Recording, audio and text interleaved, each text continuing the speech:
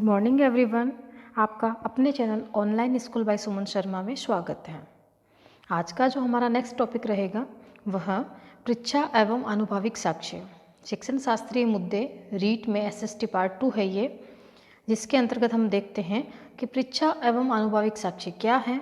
इस पर हम आज चर्चा करेंगे, तो चैनल पर बने रहिए और अब तक लाइक शेयर एंड सब्सक्राइब नहीं किया है तो जल्दी करें। नेक्स्ट हम देखते हैं कि पृच्छा शब्द से तात्पर्य क्या है। तो देखिए, पृच्छा शब्द से हमारा तात्पर्य है पूछना, या फिर मैं कहूँ पूछताछ करना। देखिए, पूछताछ के माध्यम से जिज्ञासा को बढ़ावा देना और विद्यार्थी की खोज की प्रवृत्ति को बढ़ावा देना, यह क्या कहलाता है? पृच्छा प्रशिक्षण प्रतिमान कहलाता है। पृच्छा शब्द से तात्पर्य पूछना होता है और इस पूछताछ के माध्यम से ही बच्चे में कुछ डेवलप करना, जैसे कि उनकी खोज की प्रवृत्ति को बनाए रखना, उनकी जिज्ञासा को बढ़ावा देना। यह जो प्रतिमान है इस शिक्षा से संबंधित होने के कारण हम इसे कहेंगे पृच्छा प्रशिक्षण प्रतिमान। तो ये पृच्छा शिक्षण प्रतिमान जो है इसका प्रारंभ 1962 में हुआ था, मोस्ट इम्पोर्टेंट है ये, और रिचर्ड सचमैन द्वारा किया गया था। रिचर्ड सचमैन के स्थान पर कई स्थानों पर आपको नाम मिल सकता है रिचर्ड सकमैन। तो एक ही बात समझिएगा। तो पृच्छा प्रशिक्षण प्रतिमान किसका है? रिचर्ड सचमैन का है। कब दिया गया? 1962 में दिया गया। और पृच्छा शब्द से तात्पर्य क्या है? पूछना। या फिर एक प्रश्न इस तरीके से भी बनाया जा सकता है कि पूछताछ के माध्यम से बच्चे की जिज्ञासा बढ़ाना किस शिक्षण प्रतिमान के अंतर्गत किया जाता है? तो पृच्छा के अंतर्गत किया जाता है। सचमैन जो हैं वह ज्ञान को परिवर्तित मानते हैं। सचमैन, रिचर्ड सचमैन की बात कर रही हूँ मैं। इनके अनुसार ज्ञान जो है वह परिवर्तित है, अर्थात चेंज होता रहता है। जब हमें किसी चीज़ की सामान्य जानकारी होती है और हमें कोई नई चीज़ की जानकारी मिलती है तो हम उसे भी ग्रहण कर लेते हैं। तात्पर्य यही हुआ कि ज्ञान परिवर्तित हो गया। देखिए, नेक्स्ट हम देखते हैं कि पृच्छा प्रतिमान जो है, पृच्छा प्रतिमान पूछताछ के माध्यम से नए नियमों का निर्माण करता है, नए सिद्धांतों को बनाता है। इस प्रतिमान की जो व्याख्या है रिचर्ड सचमैन के द्वारा अपनी पुस्तक the elementary school training program in scientific inquiry में किया गया। बुक इम्पोर्टेंट है, डायरेक्ट बुक देख करके ही नाम पूछा जा सकता है कि ये बुक किसकी है, तो हमें याद रखना है ये रिचर्ड सचमैन की पुस्तक है। और रिचर्ड सचमैन कौन है? जिन्होंने पृच्छा प्रशिक्षण प्रतिमान दिया था। यह प्रतिमान अनुभव की उपयोगिता तथा साक्ष्य कार्य की पूर्णता पर बल देता है। एक एक फैक्ट, एक एक लाइन बहुत इम्पोर्टेंट है और सेलेक्टेड की हुई है, तो इन्हें बल दीजिएगा। अनुभव की उपयोगिता तथा साक्ष्य कैसे हैं? कार्य की पूर्णता पर बल देते हैं। इस प्रतिमान का प्रयोग देखिए, सबसे पहले शिक्षा में प्रयोग में हम बात करें तो सबसे पहले इस प्रतिमान का प्रयोग भौतिक शास्त्र की समस्याओं के समाधान के लिए किया गया था। मोस्ट इम्पॉर्टेंट है, सबसे पहले किस विषय के लिए? भौतिक शास्त्र के लिए किया गया था। फिर धीरे धीरे हम देखते हैं अन्य विषयों पर भी इसका उपयोग हो गया, लेकिन सबसे पहला जो प्रयोग होता है वह हमें ध्यान रखना है कि किस पर हुआ था? भौतिक शास्त्र की समस्याओं पर। किस बुक में? The elementary school training program in scientific inquiry में किया गया था। किस माध्यम से? भाई पृच्छा प्रशिक्षण प्रतिमान में किस माध्यम से नए नियमों का निर्माण किया जाता है? तो हमारा आंसर होगा पूछताछ के माध्यम से। नेक्स्ट हम देखते हैं कि यह जो प्रतिमान है यह सृजनात्मक अनुसंधान पर आधारित है। मोस्ट इम्पॉर्टेंट फैक्ट है ये सृजनात्मक अनुसंधान। किस फैक्ट पर आधारित है ये? सृजनात्मक अनुसंधान पर आधारित है। इसमें ज्ञानात्मक व्यवहार के लिए सूचना संसाधन सिद्धांत अपनाया गया है।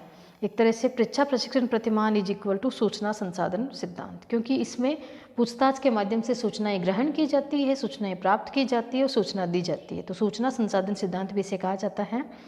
अब बात आती है नेक्स्ट कि रिचर्ड सचमैन के द्वारा पृच्छा प्रशिक्षण प्रतिमान को कितने तत्वों में बांटा गया है, तो हम यहाँ पर उनके तत्व देखेंगे। देखिए, पृच्छा प्रशिक्षण प्रतिमान के तत्व, देखिए इसके 4 तत्व हैं। तो एक सिंपल क्वेश्चन तो यह बनता है कि पृच्छा प्रशिक्षण प्रतिमान में कितने तत्व हैं? आंसर आता है 4। पृच्छा प्रशिक्षण प्रतिमान का जो सबसे पहला तत्व है वह है केंद्र। केंद्र की हम बात करें, सेंट्रलाइजेशन की हम बात करें, केंद्र बिंदु की हम बात करें, तो केंद्र क्या है? तो इसका जो केंद्र है विद्यार्थी है। क्या है? विद्यार्थी है। सबसे पहला तत्व किसे माना गया है? विद्यार्थी को माना गया है। नेक्स्ट हम इसका देखते हैं कि दूसरा इसका जो तत्व है वह है संरचना। देखिए, संरचना के अंतर्गत, स्ट्रक्चर कहेंगे हम इसे, संरचना के अंतर्गत हम देखते हैं। देखो, फर्स्ट हमने किया केंद्र विद्यार्थी था। संरचना की अब बात की जा रही है। इसमें किसी भी समस्या का चयन किया जाता है या उसकी पहचान की जाती है, फिर उस समस्या का स्पष्टीकरण किया जाता है अध्यापक द्वारा मुख्य समाधान बताए बिना। देखिए, अध्यापक का रोल हम यहाँ डिस्कस कर रहे हैं। अध्यापक द्वारा मुख्य समाधान बताए बिना ही अन्य प्रश्नों का उत्तर सिर्फ हाँ और नहीं में दिया जा सकता है। देखिए, अध्यापक आंसर बताने में सक्षम होते हुए भी यहाँ पर फैसिलिटेटर का काम करेगा। वह चुप रहेगा, ठीक है, बच्चे को आगे बढ़ाना है, क्योंकि बच्चे का उद्देश्य क्या है कि बच्चा उस समस्या का समाधान के निकट पहुँचे। इसलिए वह समाधान तो नहीं बता पाएगा, लेकिन हाँ और नहीं में उत्तर दे करके उसे आगे बढ़ाने का प्रयास करेगा और समस्या समाधान हेतु प्रयास किए जाएंगे।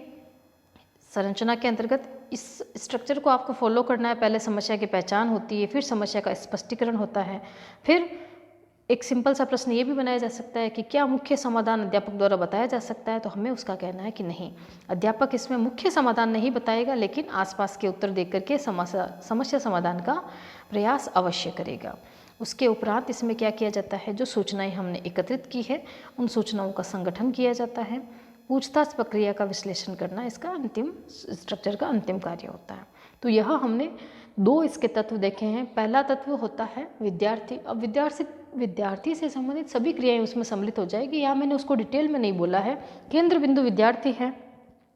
दूसरा, संरचना में हमने एक समस्या ली, उस समस्या का स्पष्टीकरण किया। फैसिलिटेटर के रूप में अध्यापक द्वारा मुख्य समाधान बताए बिना हमने बताया कि वह आसपास के उत्तर देकर के समस्या समाधान का प्रयास करवा रहा है।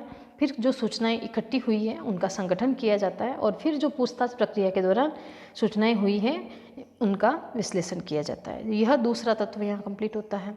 तीसरा तत्व हमारे परीक्षा प्रशिक्षण प्रतिमान का आता है सामाजिक प्रणाली। मोस्ट इम्पॉर्टेंट है सामाजिक प्रणाली। इसमें अध्यापक द्वारा सौहार्दपूर्ण वातावरण, एक अच्छा वातावरण, एक कुशल वातावरण, सौहार्दपूर्ण वातावरण से शिक्षार्थी द्वारा प्रश्न पूछने की स्वतंत्रता देती है, क्योंकि प्रश्न के माध्यम से ही उनकी जिज्ञासा को बढ़ावा देना है, प्रश्न के माध्यम से ही उनकी जिज्ञासा को शांत करना है, प्रश्न के माध्यम से ही उनकी कल्पना शक्ति को हमें प्रतिफल बढ़ाना है। ठीक है, तो प्रश्न की स्वतंत्रता इसमें दी जाती है। सामाजिक प्रणाली इज इक्वल टू सौहार्दपूर्ण वातावरण। और अब हमारा अंतिम तत्व आता है, वह है सहायक प्रणाली। क्या है? सहायक प्रणाली। सहायक प्रणाली को हम मूल्यांकन प्रणाली भी कह सकते हैं। किसी भी कोई रचना है, कोई शिक्षण है, उसका अंतिम हमेशा क्या होता है? सहायक प्रणाली कह दीजिए या फिर मैं कहूँ मूल्यांकन होता है। तो यह इसके परीक्षा प्रशिक्षण प्रतिमान के 4 तत्व थे जो हमने यहाँ डिस्कस किए। अब कुछ वन लाइनर फैक्ट कह दीजिए, इसकी प्रकृति कह दीजिए, इसका महत्व कह दीजिए, इसकी विशेषताएं कह दीजिए। आप किसी भी तरीके से इस पर प्रश्न बना सकते हैं। तो इन लाइन्स को हम अच्छे से डिस्कस करते हुए चलते हैं। नेक्स्ट हमारा आता है परीक्षा प्रशिक्षण प्रतिमान की विशेषताएं। क्या आता है? परीक्षा प्रशिक्षण प्रतिमान की विशेषताएं। देखिए, यह तात्पर्य क्या? परीक्षा प्रशिक्षण प्रतिमान जिज्ञासा की प्रवृत्ति पर बल देता है। यह व्यावहारिक ज्ञान प्रदान करने में सहायक है। कैसा ज्ञान? व्यावहारिक ज्ञान जो कि परिवर्तनशील है। यह वैज्ञानिक अभिवृद्धि तथा अभिरुचि के विकास में सहायक है। यह व्यक्तिगत भिन्नता के आधार पर क्रियाशीलता के अवसर प्रदान करता है। यह विद्यार्थी में स्वतंत्र सोच का विकास करता है। यहाँ हमने 4 से 5 फैक्ट पढ़े। इसमें आपको इतनी बात तो समझ आई होगी कि सभी पॉजिटिव चीज़ें जो बच्चे को आगे बढ़ाने का कार्य करती है उन्हें विशेषता के रूप में लिया गया है। नेक्स्ट आता है, यह तर्क शक्ति व मानसिक विकास करता है। कैसा विकास? तर्क शक्ति व मानसिक विकास करता है। प्रश्न पूछने से जो विद्यार्थी है उसमें भी आत्मविश्वास का संचार होता है। यह सामाजिकरण पर बल देता है, क्योंकि हमने इसका तीसरा तत्व किया है सामाजिक प्रणाली, तो सामाजिकरण पर यह बल देता है। भय का निवारण करता है। बच्चा जब क्लास में बोलेगा, ग्रुप में बोलेगा, प्रश्न पूछेगा, तो उसके अंदर जो एक भय होता है वह खत्म होता है।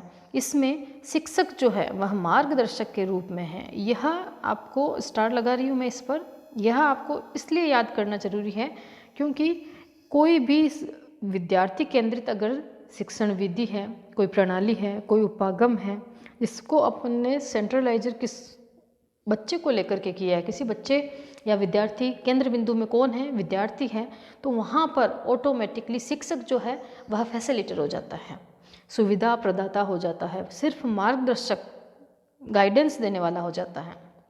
तो शिक्षक क्या है इसमें, मार्गदर्शक के रूप में है। इसमें जो शिक्षक है वह प्रत्यक्षतः न्यूनतम निर्देश देता है, डायरेक्शन देता है, अर्थात प्रश्नों के उत्तर हाँ या नहीं में दे सकता है। इसके अलावा वो आंसर पूरा नहीं बताएगा, ठीक है, सहायक के रूप में कार्य करेगा। तो फैसिलिटेटर है, अध्यापक जो है मार्गदर्शक है, गाइडेंस दे रहा है। यह हमारा आता है परीक्षा प्रशिक्षण प्रतिमान, जिसमें हमने इसका अर्थ जाना, फिर हमने देखा कि इसके कितने तत्व हैं, फिर हमने इसकी जो विशेष बातें होती हैं उन पर डिस्कस किया।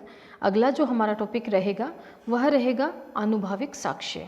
क्या रहेगा, देखिए हमारा पूरा रीट के अंदर जो सिलेबस में पूरा दिया हुआ है वह है परीक्षा एवं अनुभाविक साक्ष्य। परीक्षा शब्द, परीक्षा प्रतिमान हमने यहाँ पे डिस्कस किया। नेक्स्ट हम देखेंगे अनुभाविक साक्ष्य। Thank you.